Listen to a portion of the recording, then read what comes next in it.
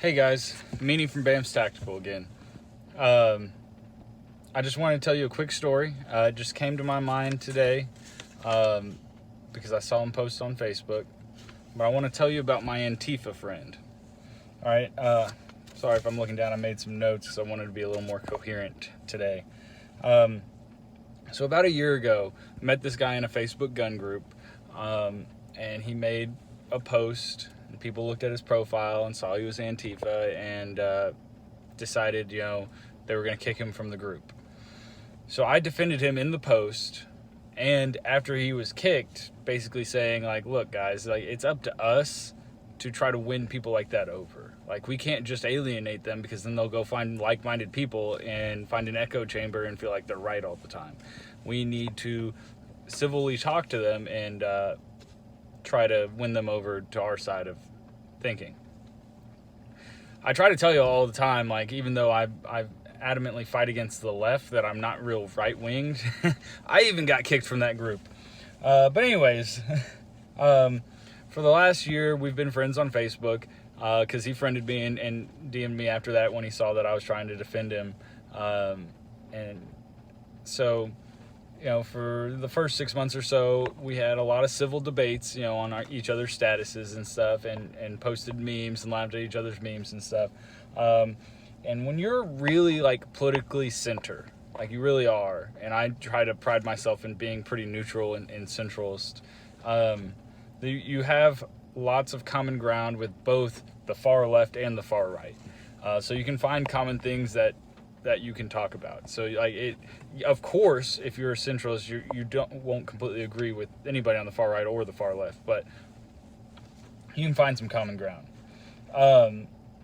So then coronavirus started happening, and this is when I stopped really feeling a whole lot of commonality with this guy, and I started to question his logic. Because when coronavirus started happening, he started posting a lot about how he wanted, he's very anti-Trump, which is fine. I don't care. You can hate a person. Doesn't bother me. But then he started pushing for more lockdowns. He wanted more government control. This guy who proudly wears the flag, Antifa's flag, this anti-fascist who says it's not an organization, it's a belief. Anti-fascism wanted more government control. It just reminds me of that meme. You keep saying that word, but I don't think it means what you think it means. I don't think he actually knows what anti-fascism is, because he wants more government control from Trump, the guy he hates. Moving on. Then, in June, late May, early June, the whole George Floyd thing happened, and he becomes very anti-white. He's not just pro-BLM, he's anti-white. I mean, he had more statuses, and I've screenshotted a lot of them, because I show them to my in-person friends and my wife and stuff, and I'm like, man, this is what these people really think. People are liking this and sharing this. He is anti-white, not just pro-black. Not just pro-colored people. He's not for equality. He's for white people being subservient to colored people. And, everybody equal, everybody free, that's my view. I don't know why that's a bad thing. I don't know why anybody would disagree that all people in America should be treated the same. I feel like that's a pretty universal thing, that all men are created equal. Then he started cheering for all the protests and the riots, and he started going armed to rallies in his city. He doesn't live in my city, but he would post pictures and videos of him going armed to these places, and he would openly applaud anytime a white person got killed, whether it was a cop or a civilian. And these people immediately, these anti-fascists immediately label you a Nazi if you're a white person who's anti-protesting a protest. And they call you a fascist for trying to protect your own property. Like, if you try to keep somebody from burning down your business, you're a fascist. And I don't, like, protecting personal property is not fascism.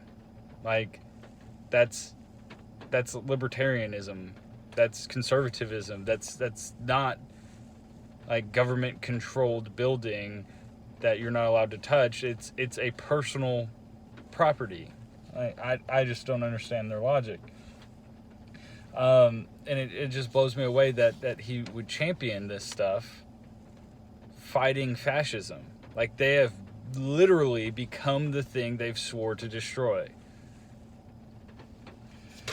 I used to think that in some crazy way, a year ago when I met this guy, I used to think in some crazy way that the libertarians and the anti-fascists would come together to fight a common enemy, meaning big government. Like, I used to think that we had more in common with AntiFa as a libertarian than we have in common with the conservatives or the establishment government. But now I know the truth. Now that they feel comfortable enough to share publicly how they really feel, I know that big government is scary. 1984 is scary. Like, that type of future is terrifying. But it's equally as terrifying to go to the far left with this anarchy mob rule that they want. I mean, it's having this inside look at Antifa, like it not being in your echo chamber. Like, I have friends and family who are like, why are you friends with guys like this on Facebook? Because you need to know how the other side thinks. I know now that these wounds will leave scars on our hearts that, for those of us without our heads in the sand, we'll never forget. Like, the summer of 2020, for those of us who have really paid attention, will not heal. Like, seeing those people on the far other side of the line, there's no going back. Like, if I met this guy in real life, I don't think that there's any way that I could actually be friends with him. Like, I wouldn't invite him over to meet my family or eat dinner with me. Like, the things that like, I'm not going to physically attack him. I'm not going to say I want to go shoot the guy or beat him up. He would definitely say that. Like, he's not afraid to say that out loud and post it on Facebook. He routinely gets banned, and he flaunts it. He'll screenshot it and post it. Oh, got another 3-day ban from Facebook, because he threatens physical violence against people he doesn't agree with. These people are the enemy of the average American. So I'll leave you with this. Those of you who are anywhere center, politically or right, these are the enemy. The enemy of my enemy is my friend. The libertarians and the conservatives and people just left of center. The Democrats, the establishment Democrats, the blue-collar Democrats who have been lifelong Democrats. The Democratic Party is not what it was anymore. It's time for you to leave. The hashtag walk away campaign. The Democrat Party has been hijacked by these far-left individuals who don't like you either. He routinely posts, and it gets shared, and they all scream about it. The Antifa people hate Democrats as much, if not more, than they hate the conservatives, because they think they're fake leftists. So it's time for us to come together. It's time for those of us who are against the far left, the people who are raping, looting, burning.